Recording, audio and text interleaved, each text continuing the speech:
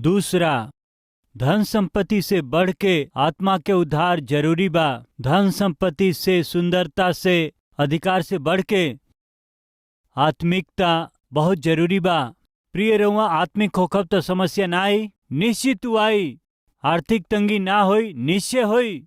आज हम अद्भुत सच्चाई के रउआ से बांटब, ध्यान से सुनी जा। बाइबल में एगो भविष्यद्वक्ता के पत्नी रहली। उ भविष्यद्वक्ता मर गईले।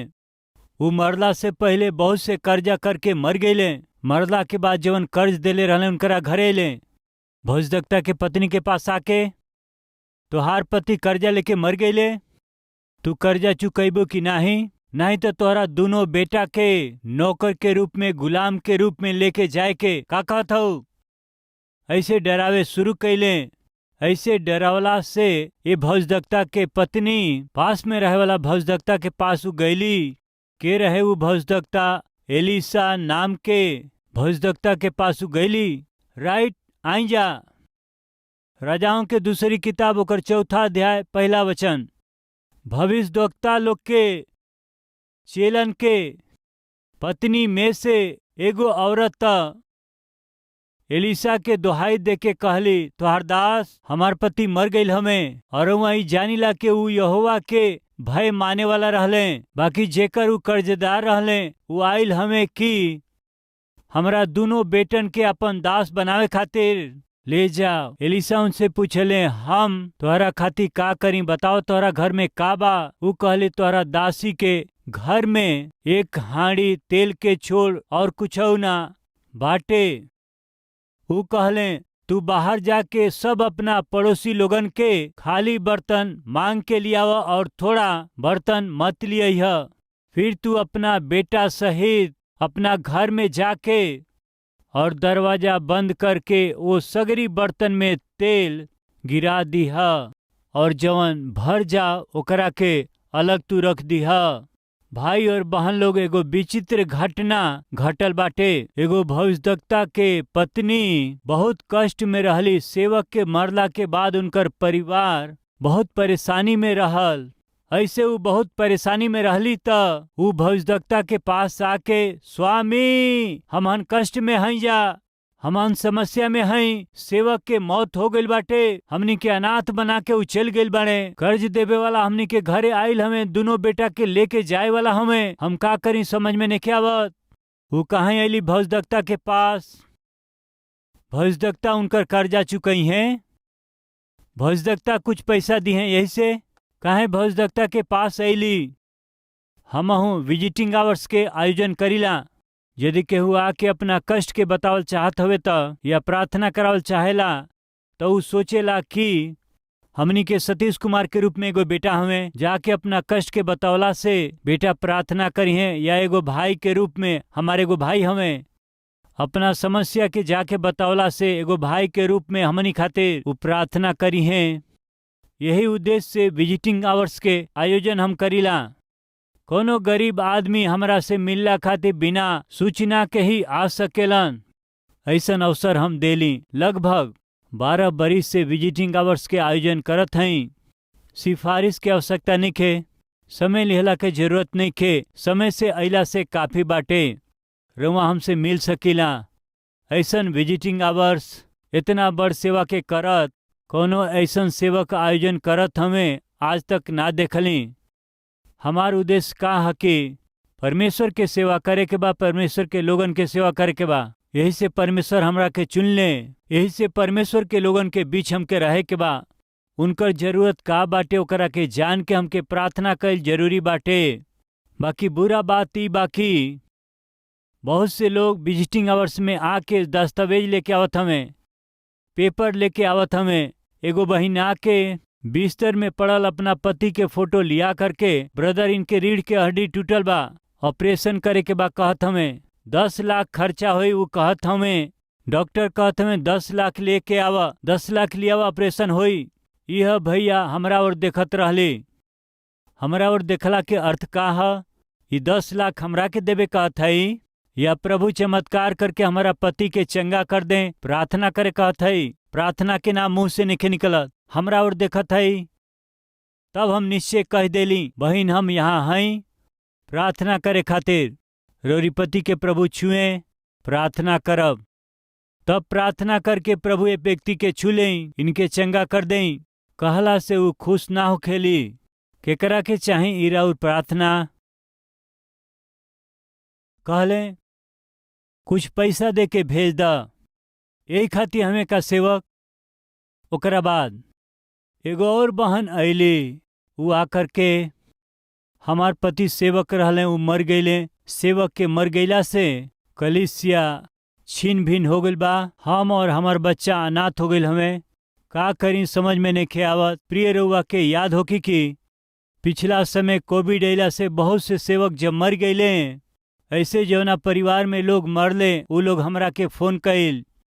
ऐसे सहायता खातिर जब वो फोन कैलन जा, हम हर एक सेवक के परिवार खातिर महीना में इतना कह के दे सहायता भेजत हई। आज तक भी जौना सेवक के मौत हो गई बाटे और उनकर पत्नी और बच्चा बेसहारा हो गए, उनकरा खातिर आज के दिन भी हम मदद करत हई। हर महीना में हम उनकर सहायता करत हई। हमार आशा ई बाटे कि हमनी के कलवरी टेम्पल में हर जन अधिका आशीष पावे। ऐसे अधिक आशीष पावे के हता एक और मसीह के प्रेम के प्रचार करे के बा और दूसरा और मसीह के प्रेम के काम में दिखावे के बा। हमन हॉस्पिटल ऐसे बनौली कि मसीह के प्रेम के दिखा सकें जा। दोपहर के खाना हमन मुफ्त में देली कि हमन मसीह के प्रेम के काम में दिखा सकें जा। तो हम लोग के बच्चन के बर्थडे अइला से तो हम लोग मुफ्त में केक ले जात हवा। ये प्रेम का नमूना है। हमनी के टेम्पल में शादी होखेला, जानत हई 1 रुपया भी चार्ज ना करीला, मुफ्त में ही शादी करा दिहल जाला। ये हॉल जैसा बाहर रेंट में रहुआ लेब त वो चेयर्स होखे या हॉल होखे लगभग 2 लाख रुपया चार्ज करी हैं। और वैसे ही सेवक कहीं तो उनकर भी चार्ज होई। विवाह संपन्न करावे खातिर एगो लाइसेंस वाला पास्टर विवाह खातिर 5,000 10,000 चार्ज करी हैं। रोमा जानत है कलवरी टेम्पल में विवाह करावे खातिर के 1 रुपया भी चार्ज करे के अनुमति ना है, मुफ्त में ही संपन्न करे के बा। यदि केहू का प्रभु में मौत हो जाला तो तुरंत हमनी के कलवरी टेम्पल से गाड़ी भेजल जाला, बॉक्स के भी भेजल जाला। वो लाश के ओढ़ावे खातिर एगो सफेद कपड़ा भेजल जाला, स्प्रे और कैंडल भेजल जाला, सेंट भी भेजल जाला। उतने नहीं वही दिन वो भोजन ना बना पाई हैं। एक खातिर वहाँ रहे वाला और रिश्तेदारन खातिर के टेम्पल से ही हमन भोजन भेजिला। और उतने नहीं वहाँ जेला के बाद कब्र खोदे वाला मजदूरन के देवे खातिर के या फिर वहाँ स्थान खरीदे खातिर भी कलवरी टेम्पल ही प्रबंध करेला। 1 रुपया भी चार्ज ना करेला। जब जन्मदिन आवेला बर्थडे केक हमन भेजिला। केहू के मौत भइला पर दफन क्रिया कराइलन जा और उनकरा घर में कोनो शुभ काम काहे न होखे, कलवरी टेम्पल प्रेम से ही मुफ्त में सब काम करावेला। इस सब कैला के कारण जानत है रउआ, अब हम बतौली ना। हम सब के आशीष पावे के बाद सबसे पहले हमन के मसीह के प्रेम के प्रचार करे के बाद दूसर का मसीह के प्रेम काम में दिखावे के बा।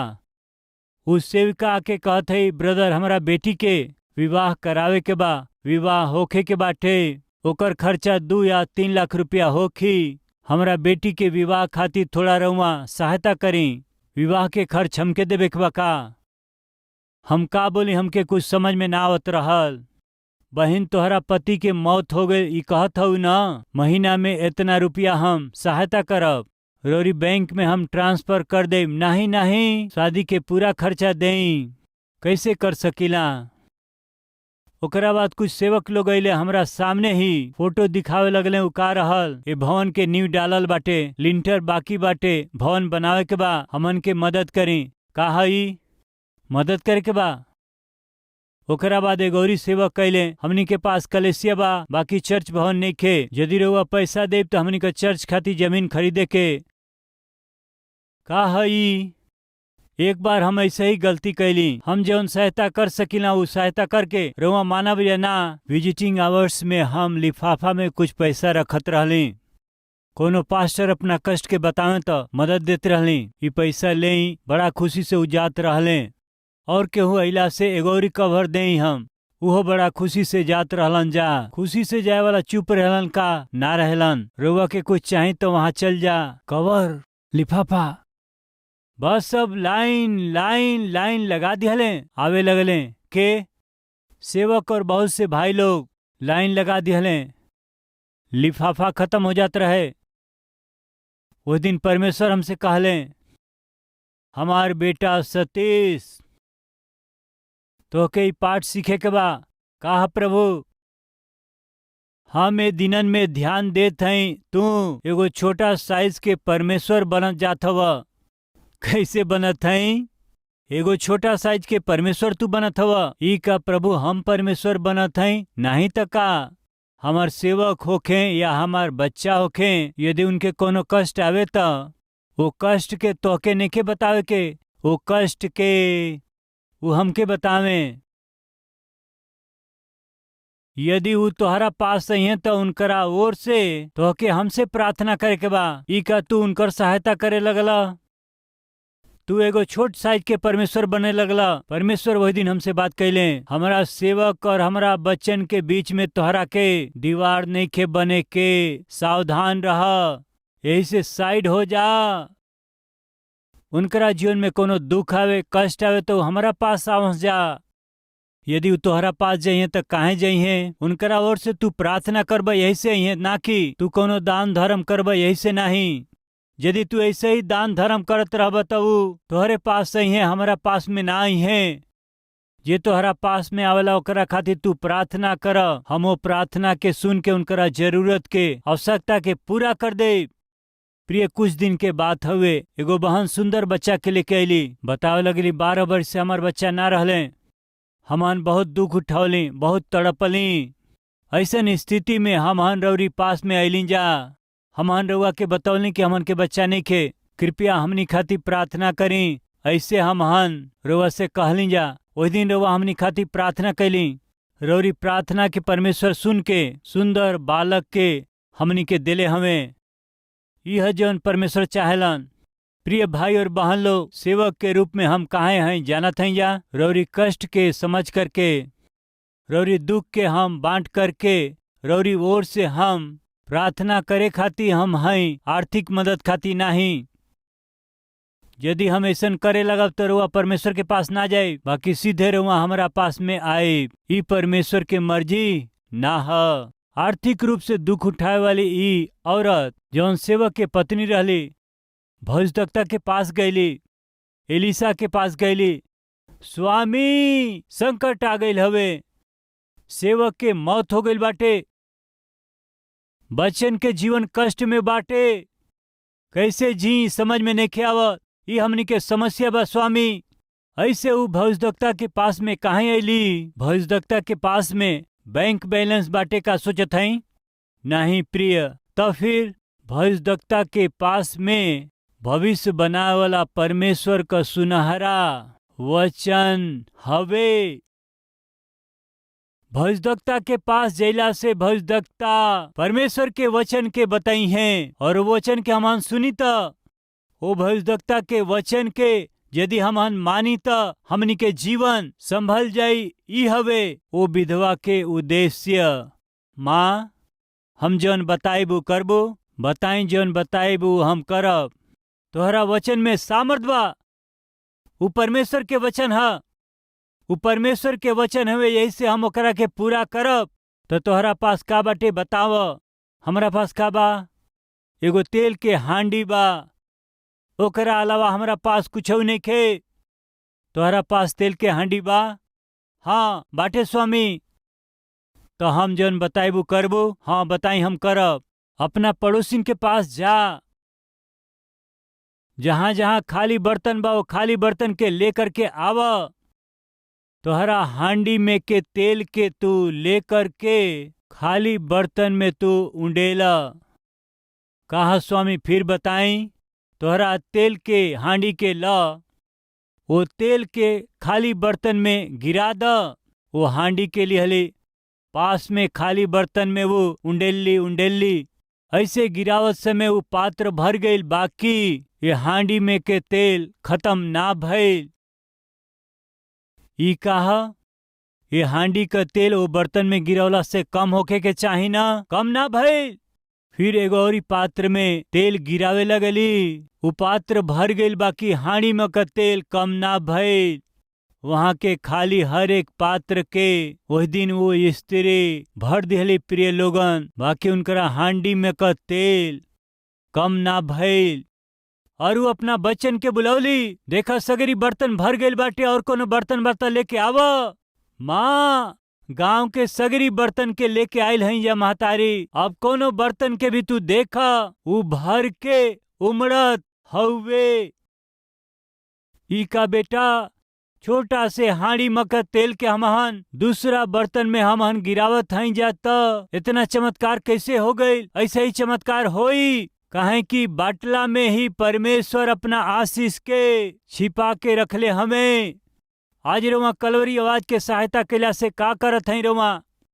रउरी जीवन में कष्ट होके, बीमारी होके, परेशानी होके, तंगी मुसीबत होके, रोग होके, फिर भी रउआ अपना सहायता के लिया के बहुत से खाली जीवन के रउआ सुसमाचार से भरे की कोशिश करत हई। हजारों और लाखों लोग रउरी दिहल गईल मदद के जरिए ही सुसमाचार के सुनत हमें। उ बर्तन सुसमाचार से भरत हवे। ऐसे भरे वाला बर्तन के परमेश्वर छोड़ दी है का? ऐसन भरे वाला बर्तन के परमेश्वर अनदेखा कर दिए का? असंभव। रउरी कैल गईल सहायता के परमेश्वर ना भूल सकेलन।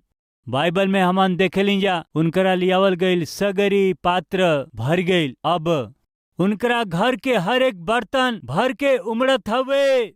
ऐसन भर के उमड़त समय में वो औरत का करी जानत है का? आहा ओहो, आहा ओहो ना बोली। फिर का करी जानत है का? सीधे भविष्यद्वक्ता के पास जाके, स्वामी जैसे रुआ कहली हमारा पास के थोड़ा तेल के खाली बर्तन में जब हम गिरा दिली त का भइल? सगरी बर्तन वहां भर गईल। हर एक बर्तन भर के वहां उमड़े लागल। बताई अब हम का करी? अद्भुत बात हवे, अद्भुत चरित्र हवे। का है अद्भुत चरित्र? ऊ प्रभु के दास के पास कौना स्थिति में गईली? खाली स्थिति में गईली। वो खाली स्थिति के जब परमेश्वर भर ले, फिर सीधे वो परमेश्वर के दास के पास अली। स्वामी हम का करें? प्रिय भाई और बहन लोग सुनत हैं, हमें हम फेल हो जाली। यही स्थान में हम फेल हो जाली। नौकरी ना भइला से प्रभु के पास आवेली जा, बाकी नौकरी मिलला के बाद प्रभु से दूर चल जाली जा। संतान ना भइला से प्रभु के पास आके रोवेली जा, बाकी प्रभु संतान दिहला के बाद वो संतान के पाके हमहन प्रभु के छोड़ देली जा। खुद के घर प्रभु से मांगेली, प्रभु के दिहला के बाद सबके दिखावला में व्यस्त हो जाली जा। प्रिय एगो भाई सेवा में सक्रिय रह के काम करत रहले, बाकी ये दिन में दिखाई ना देत हमें। पिछला हफ्ता वो हमके दिखाई दिले। हम पूछली सेवा में दिखाई आजकल ना देत हवा? वो कहे लगले हम एगो व्यापार शुरू कैले बने न भैया। हाँ व्यापार शुरू कैले बड़ा, वो बहुत अच्छा से चलता। कैसे चलता? बहुत अच्छा बा, बहुत अच्छा से चलता। ओहो बहुत अच्छा से चलता। ये सोच के रविवार के भी चलावत हवा का? हाँ भैया रविवार के भी चलावत हई। अब वो परमेश्वर की उपस्थिति में ना आवे और प्रभु के सेवकाई ना कर पावे। उनकरा जीवन में का रुकावट बनत बाटे? व्यापार में लाभ। कितना समय लग जाई वो लाभ के उनकरा से दूर करे में परमेश्वर के एक क्षण ही लागी। परमेश्वर से रुआ आशीष पावला के बाद परमेश्वर के उपस्थिति के लापरवाही करब तो सुनी परमेश्वर के एगो क्षण ना लगी। तू रो करके उनकरा पास में आवा। ऐसन करे खातिर, ऐसन करे वाला हमनी के प्रभु ना हमें प्रिय। हमन धन्यवादित रही। उ गरीब विधवा का कैली जानत हई? उनकरा घर के सगरी बर्तन जब भर गई, स्वामी रोमा जैसे कहली वैसे कैला से का भइल जानत हई? का भइल? अब हमरा घर में एको बर्तन खाली नहीं खे। हर एक बर्तन भर करके उमड़त हवे। बताई रउआ हम का करी?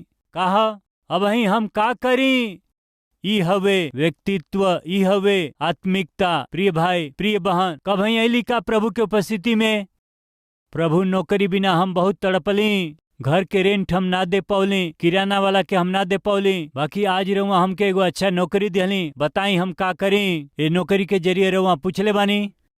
हमके प्रमोशन ना मिलल, हमके दबावल गइल बाटे। प्रमोशन खातिर हम रोवली। अब ही रउआ प्रमोशन दे के आशीष दियली। हमके प्रमोशन मिल गई, हम का करी? रौरी राज खातिर हम का करी? रौरी कलिसिया खातिर हम का करी? हमरा जीवन में उन्नति मिलल बाटे प्रभु, हम का करी? कबही बीमारी से हम परेशान भइली, अब चिंता के बिना हम सुख से बानी। अब रउआ हमरा के स्वास्थ्य देले बानी, अब हम का करी? रउरी सेवकाई में कैसे उपयोगी बनी? प्रिय रउआ जब सबसे पहले आशीष पाई तो रउआ के का करके बजाना था का? रउआ सीधे प्रभु के पास आके पूछी, बताई हम का करी? वही दिन वो स्त्री आके पूछली, प्रिय बताई हम का करी? हम का करी बताई? आशीष पौले हैं, बताई हम का करी? ऐसन आत्मिकता चाही, ई आवश्यक बा। दूसरा, एल्काना उनकर पत्नी हन्ना, ये दोनों आत्मिक रहले, परमेश्वर के भवन में जाके दोनों प्रार्थना करते रहले, लेकिन बाइबल बतावले उनकर संतान ना रहल। ऐसन समय में परमेश्वर के भवन में गईले, आंसू बहौले। कृपया सुनी जा, वो परमेश्वर के भवन में काहे गईले? प्रार्थना करे खातिर। प्रार्थना कईल काफी बका? नहीं। तो का परमेश्वर के दास के वचन चाही। परमेश्वर के दास के मुंह से हमके वचन सुने के बाटे। परमेश्वर के दास के जरिए हमनी के वाचा चाही। कृपया ध्यान दें, वो दिनन में लाइव ना रहे प्रिय, वो दिनन में यूट्यूब सोशल मीडिया ना रहे। यदि होई तो लोग ना अइतन। बाकी हन्ना और एल्काना ऐसा ना रहले। परमेश्वर के भवन में जाके परमेश्वर के भवन में आराधना करे के बा, परमेश्वर के भवन में प्रार्थना करे के बा, ऐसा सोच रखे वाला आत्मिक रहले। कलीसिया, ये संदेश के सुने वाला भाई और बहन लोग निश्चय वह कलीसिया में आ जाएं। टीवी के आगे या फिर मोबाइल के आगे बैठ के सोफा में या फिर सो के भोजन करत, टिफिन करत, कॉफी पियत वचन के सुनल, ये आराधना कैसे हुई? कलीसिया यानी परमेश्वर के घर हवे। प्रभु के घर आके हमनी के बात करे के तो परमेश्वर सुनी है। हन्ना और एल्काना दोनों प्रभु के भवन में अइले, रोवले, आंसू बहौले। काहे परमेश्वर के पास अइले? परमेश्वर बात करेलन। उस दिन बात कैले, आंसू बहा के प्रार्थना करत समय ऊ एली जौन पहले गलत समझले, बाद में समझ गईले, बेटी तोहरा आंसू के परमेश्वर देखले हमें। तू जौन चाहत हो के परमेश्वर शीघ्र ही देवे वाला हमें। शांति के साथ तू चल जा। ई परमेश्वर के वाचा हवे, ई परमेश्वर के वचन हवे। उहे बताओ थाई, जब रउआ परमेश्वर के भवन में जाइला, आधा घंटा, 1 घंटा, 1.5 घंटा जब रउआ वचन के सुनीला, परमेश्वर रउआ के का वचन दी है, वो वचन खातिर के बाट जो है के बाटे। वो वचन ही रौरी जीवन के प्रभावित कर दे। वो वचन ही रौरी परिवार के बना दे। वो वचन ही रौरी भविष्य के सुनहरा कर दे। वो वचन के इंतजार करी। का लिखल बा देखे के आई। सामुएल के पहला किताब, पहला अध्याय, 16वां पद। अपना दासी के ओछी औरत मत जानी, जवन अब तक हम कहले हैं वो बहुत ही शोकित भइल और चिढ़ावल गईला के कारण कहले हैं। एली याजक कहले, कुशल से तू चल जा। इस्राएल के परमेश्वर तोहरा के मन चाहा वरदान दे। एह तरह से वो उनकरा से कहले, तू चल जा, कुशलता से चल जा। इस्राएल के परमेश्वर तो के मन चाहा वर दे, उत्तर दे और तोहरा के शांति दे। ऐसे कहले प्रिय, ई कहा जाना था परमेश्वर के वचन हवे, परमेश्वर के वाचा हवे। यह जवन चाही। वही दिन वो वाचा के, वो प्रतिज्ञा के हन्ना सुन के वापस गईली, आनंद से वो गईली। परमेश्वर हमसे बात कैले, हमरा प्रार्थना के वो सुनले हमें, हमारा आंसू के वो पोछी हैं, हमारा जीवन के वो आशीष करी हैं। सुनली, विश्वास कैली, आज्ञा के मन ली। कुछ बरिस के बाद वो सुंदर बालक के वो भवन में लेकर के वो अली, परमेश्वर के भवन में अली। प्रिय हमार परमेश्वर जे उनकरा वचन के सुन के विश्वास करेला, उनकरा जीवन में चमत्कार करे वाला परमेश्वर हवा, एमा बिल्कुल भी संदेह नहीं खे। का चाही रउआ के? धन संपत्ति चाही, सुंदरता चाही का? अधिकार चाही, स्वास्थ्य चाही का चाही? हमनी के आत्मा के उद्धार और आत्मिकता।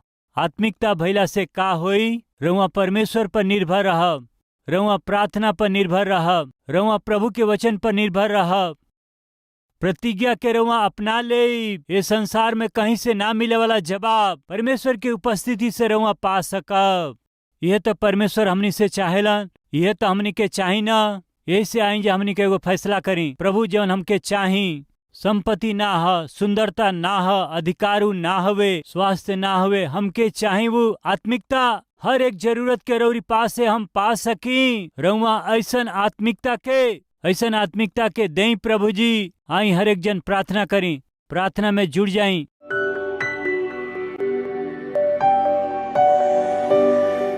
महान पवित्र प्रेमी पिता परमेश्वर बहुत सीधा और साफ रीति से बात कैली।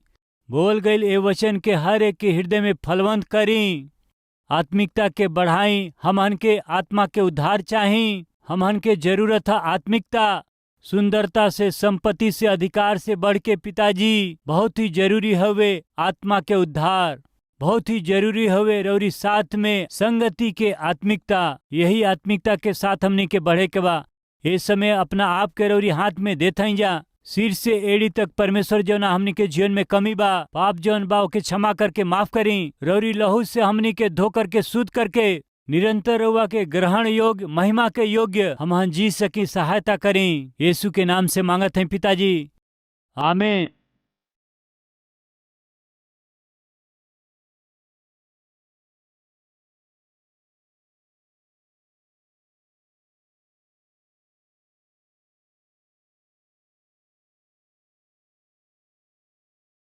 Address Calvary, Post Box number 30, Kukatpalli, Hyderabad 72.